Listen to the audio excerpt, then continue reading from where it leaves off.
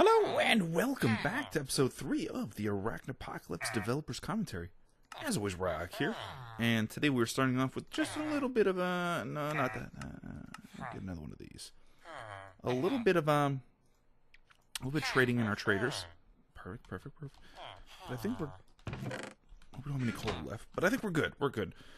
So we got a nice selection of gear to replace our gear that's going to break here pretty soon. I did a little bit of anvil combining just to get some, protection 3, protection 2, etc. We got potions, we got torches, lights. We got pretty much everything we're going to need. Today we're moving into the second area of the map, the blue area. Now, this was actually initially intended when I created the map to be the first wall area of the map. However, due to various testing, well, not due to various testing, but pretty much through playing it and seeing other people playing it, I've realized that this is pretty good balanced area. And okay, here we have. First time we are seeing the rage spiders. They are a namesake of kind of anyone who's watched. Originally came from. I believe the name originally came from the Infernal Mines LP, Monumental Victory Infernal Mines. We originally used the term rage spider, if I remember correctly. It's been quite some time. But that was, I believe, the first use of the term rage spider.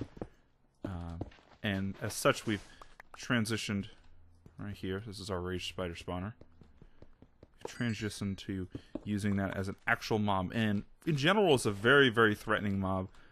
It's a cave spider, which, poisons you in general. The cave spider itself also has a flame attack, which definitely adds to the hurting a lot.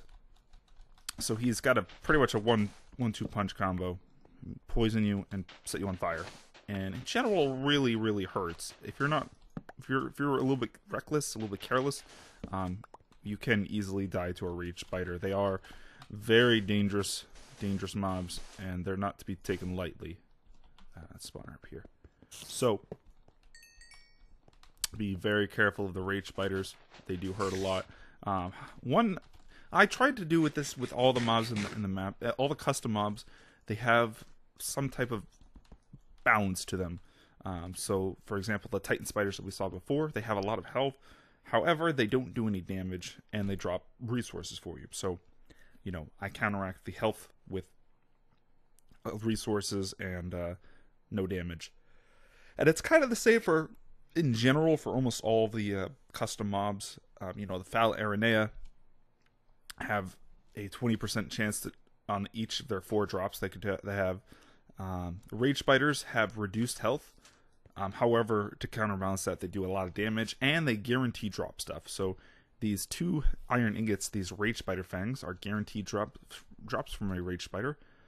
So killing a single rage spider will net you enough for an iron sword if you'd like, or you could save them and use them with trading. So there is a sense of counterbalance to it. It's not just they hit hard and that's it. They do have some counterbalance to them, which is, like I said, I tried to do with all the custom mobs in the game that I added. There is a sense of counterbalance to them. So the mob might be hard, or it might spawn a lot of them, but there is a counterbalance to it. So you get the point. But as I was saying before, this area was the last area that I built of the map. It was intended to be the first wool. It was the initial intended order for the map was supposed to be blue, green, red. That was the initial idea of what the order for the map would be. However, like I said, due to just testing it and playing around with the map and stuff, this area was not as easy as, say, the red wool area, which was supposed to be the hardest area in the map, but that didn't happen. However, one thing I will say is this area is probably my most favorite area, just because of how it turned out. I actually am really proud of how the visual aspect of this area turned out. I think it turned out really good, seeing as this is my first map in all. I think it did turn out really good. One thing to note, there are three ruins. You can't see it from here. There are the main kind of goal, gameplay part of this map, this area, is a bit of exploration and combat. Lightly on combat, but more so on exploration. So, in general, you can kind of see everything you want. Pretty much all the important places you want to go from here. So we have ruins over here. We have a ruins here, and I believe there's a ruins. Yeah, right there. So like right here, I can see all the important places that we need to go. So there's 3 ruins, like I said. There's one here, there's one here, and one here, and those are the main places that we'll be going to in this area. As I was saying before, I'm kind of jumping around a little bit, but like this is my my favorite area to make, and I think it turned out the best. It does make sense because it was the last area I made in the map that it would turn out the best, and I think it does show. These guys, have I seen? I think we've briefly seen the Crystalline Lepisma.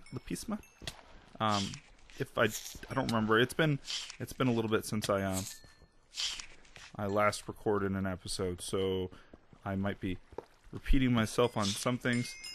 These guys have they spawn fairly rapidly, and they spawn lots in packs. However, they have very, very minimal life. You can literally kill all of them. You can kill them with a punch, your fist. Like I can punch it with a torch and I'll kill them. I can punch with my fist, I'll kill them. That's the kind of a counterbalance to it. So they're a very swarmy type of mob, and I believe, why am I using that? I believe they have a little bit of reduced damage to counterbalance their swarming. I think that's a cave spider. Nope. To counterbalance their swarming a bit, I believe they have a little bit less damage. If I remember correctly, I'd have to look. But pretty much you can kill them in one hit. However, they are the ones that drop the empowered crystals, which have a 5% chance to drop. So each Crystalline Lepisma has a 5% chance to drop a empowered crystal. So we're going to want to get over here quickly. As you see, they can do. Well, it didn't do a whole lot of damage to me. I think our protection helped us quite a bit, but as you could probably tell, he only hit me once and he took about 3 hearts. If I didn't have as much protection, that would have definitely hurt a lot more. But yeah, you could see they're not they're not a pushover. They're not a mob that you could just kind of ignore and not have to worry about them. There we go, power crystal, perfect. I will show that off in a second. Let me clear out some of these. Okay. Luckily, they're not too terribly difficult of a mob. However, the big thing with these guys is because they're swarming. They're a swarming type of mob. You have to be very careful about getting overrun by them. They could quickly destroy your armor because that's what Silverfish are really good at, is just obliterating armor. So we don't want to get like this right here. We don't want to get caught in a corner where they're just going to keep juggling us and stuff like that, because then they will start destroying our armor really quickly and putting us in a really bad place. Oh, no. Okay, so we want to press forward as quickly as we can, taking out the spawner, and then kind of going from there. Out of all the spawners, the Crystalline Lepisma are probably the most highest priority spawner of the customs. I mean, rage spiders are kind of threatening, but they're not. I don't think they're as threatening as these guys. These guys can cause a lot of. Oh, as you can see, they cause a lot of damage to your armor and put you in a really bad place. Okay. But the powdered crystal is just a diamond, which is some lore text on it. And as I say, they have a 5% chance to drop them. Oh, hello. One thing with this area in general is we're going to want to try to secure as much as we can around before we kind of go into the areas. That way we kind of have a bit of a safer path when we get outside of it. So we're just going to be going around trying to secure the areas a bit. Making sure we get rid of these spawners and silverfish. And making things safe overall. Yeah, I've got their stuff in over here. Another good thing with the silverfish is you have to make sure you keep your food up. You got to keep your hunger full, or as full as possible. Once they start juggling you and doing damage to you, it becomes significantly harder because then they're going to start ticking. It's a lot of chip damage. They'll just keep chipping and chipping away at your health, and pretty much you get into a really bad situation where you're not really able to heal up, and they just kind of overrun you and kill you like that.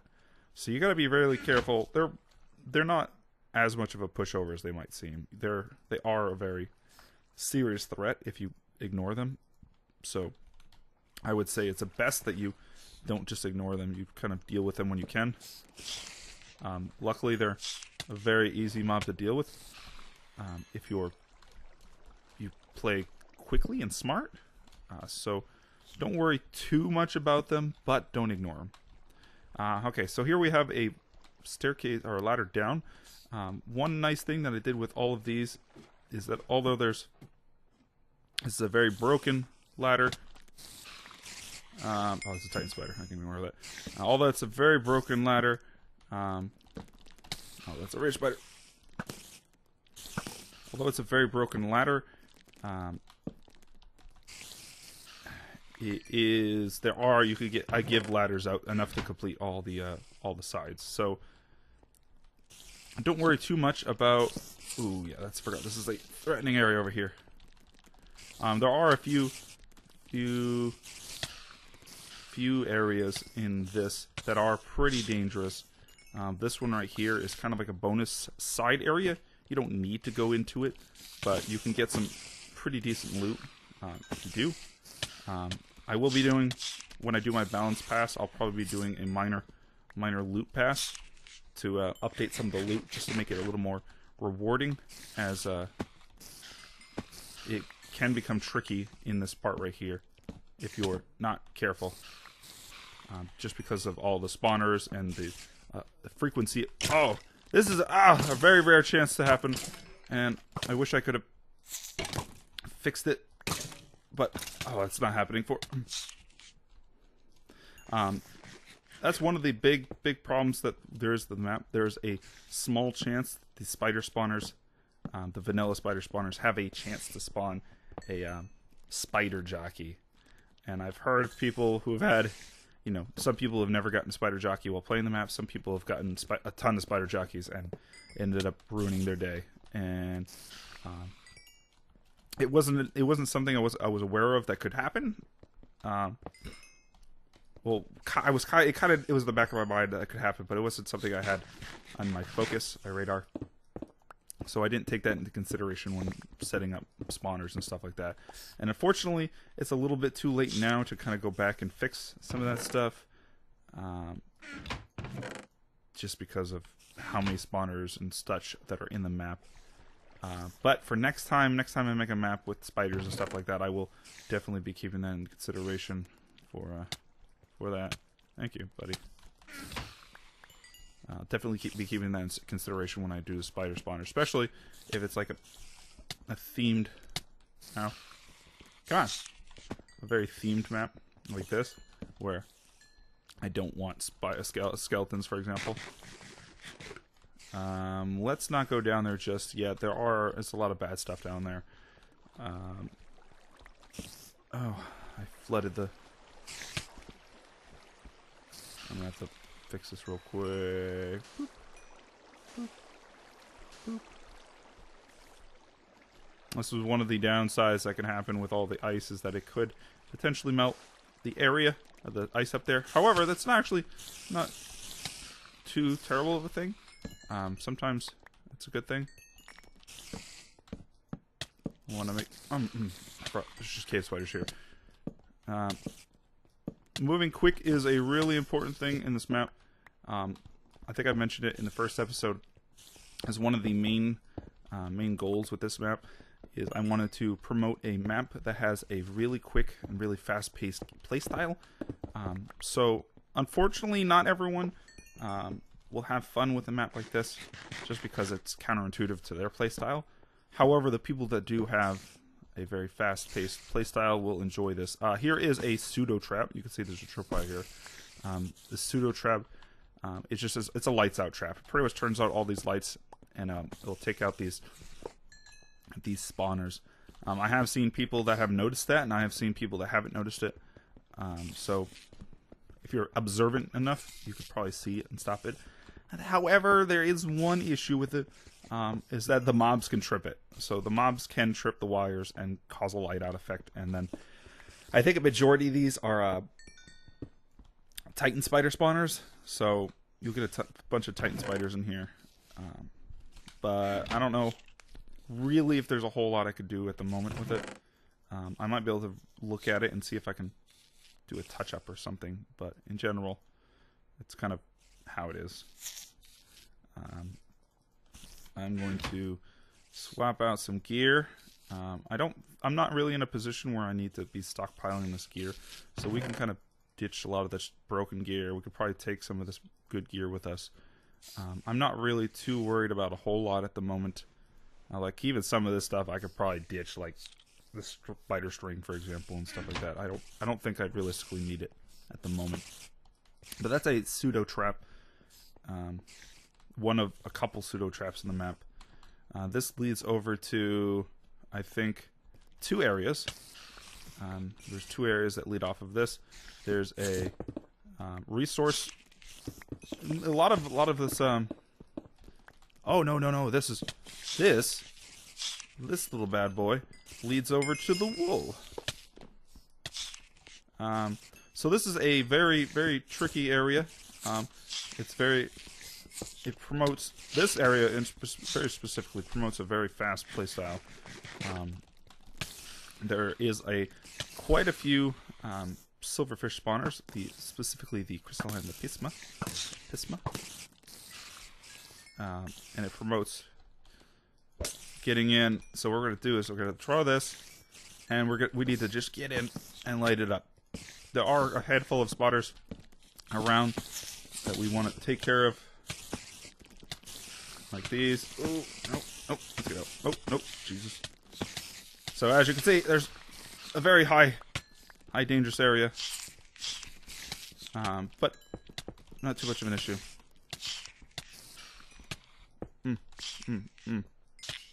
Okay, that's a real one. It's a real one. Okay. I think I kind of rambled on a little bit on that part right there, but in general, a very high-paced area, and you got to be very careful. If getting caught, like as you see, my health went down pretty quickly. Getting caught in something like that can be very, very dangerous. However, we do need to press forward. Like I said, these silverfish spawners are very, very, very high priority for us. They do pose quite a bit of a threat. The Crystalline and the Pisma. They do pose quite a bit of a threat. However, silverfish are a pain in the ass, and they don't like to follow light levels as easily or as good as other mobs. Okay, that's the rest of that. We'll do this. Let's try to get in as quickly as we can, taking out these spawners. Once we take out these spawners, there we go. Alright. Ooh, another diamond. Once we take out those spawners, we can take out these other spawners real quick, just for safety's sake. Typically, when I play a CTM, and most people that probably watch me when I play it, I play a very aggressive, quick play style, which, you know, is why I made the map the way it is. And I typically don't tend to keep spawners around, unless it's like very, very specific spawners I might keep around. In general, I don't tend to keep a lot of spawners around, just because of the potential threat that they could pose.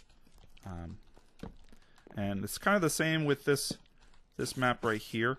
The way I set this map up, and I don't remember if I said it before, but the way I set up this map is that you're not required to grind. You don't have to grind anything in order to get anywhere with this map. You can, as I'm going to be showing you with the with my playthrough of this, or my dev com of this map, is that you don't have to realistically grind anything. You can just kind of go through and do everything you need to without needing to do that. So, as you see, we came in, we got the wool, we persevered and pressed forward through this, and turned out pretty good. Ooh, excuse me, turned out pretty good. Now there are a few chests here that we didn't loot before. Ow! I think there's a spawner up there. A few chests we didn't loot before. We'll loot that. Not a whole lot of stuff. Oh, this is good. Power 3. Power 3 is much better than our bow. There we go. Not a whole huge amount of loot in this part right here, but we do get that awesome bow. Okay, so we got the wool. We got the bonus stuff over there. We will store a little bit of our good loot in here. Such, in the off chance that something bad were to happen. We don't have food. We do have spider eyes. This is kind of one of those positions where you have to judge whether you want to go back or kind of press forward. I think we are in a good enough position that we can kind of press forward, and we don't necessarily need to go back for food just yet. We do have all these spider eyes, which do give us... Which, if you eat, in general, if you eat spider eyes in a high enough quantity, they are pretty good. So, don't diss spider eyes too much. They're actually not as bad as you might think. So as you can see, this chest right here, we have a bit of TNT. There is quite a bit of spawners down in this area, and the main goal with this is to cause a bit of a threat. And I'm kind of encouraging the player to use TNT on these. It's one of the things with this is I want everyone to use TNT. Oh, I saw a diamond. So we're just gonna keep slowly pressing forward. Now, we might not have to use TNT. Might be good enough without it.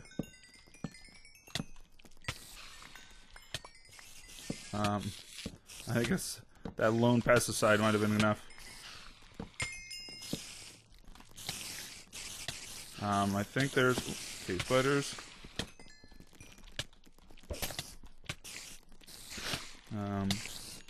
Titan spiders. Crystalline pisma.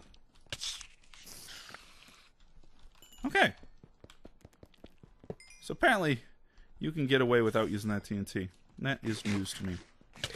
A nice well-placed pesticide, and bingo.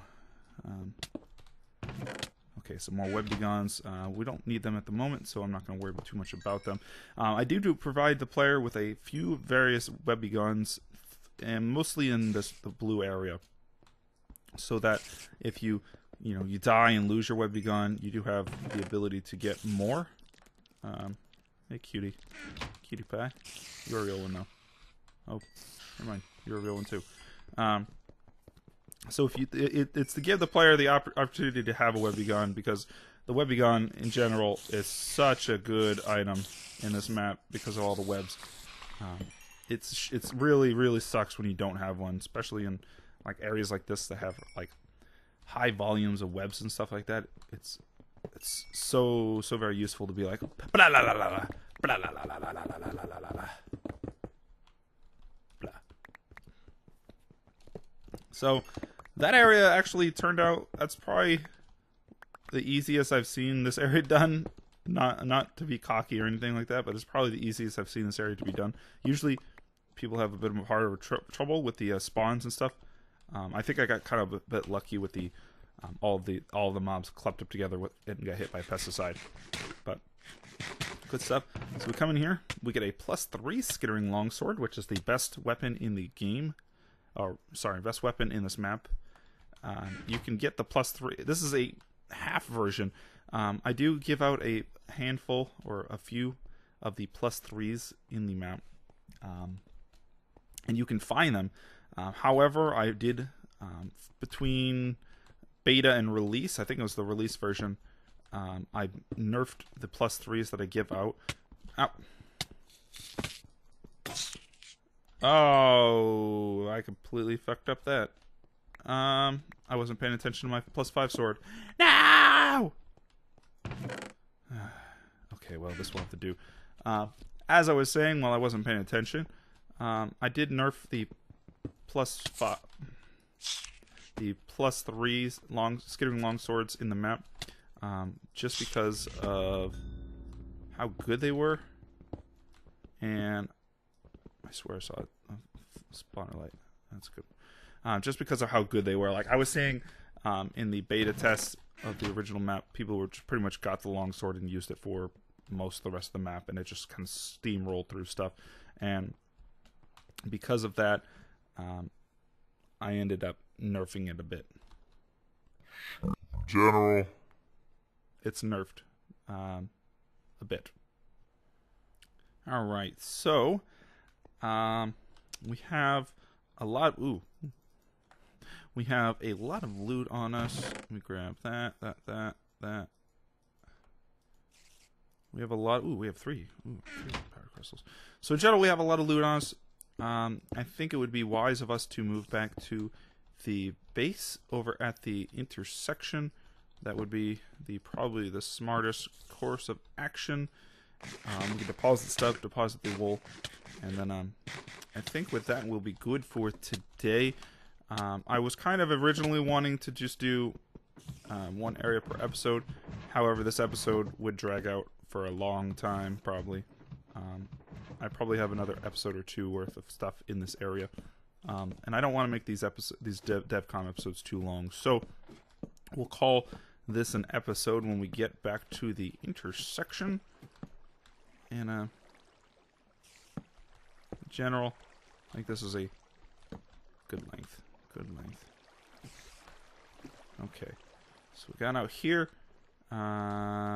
Next time when we come back, we have a couple others. Actually, I'm not sure why I went to this one first and not the one that was closer up over here.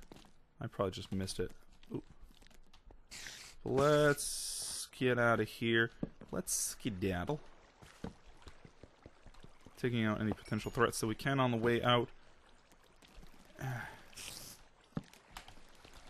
I'm not going to worry about that guy too much. Okay.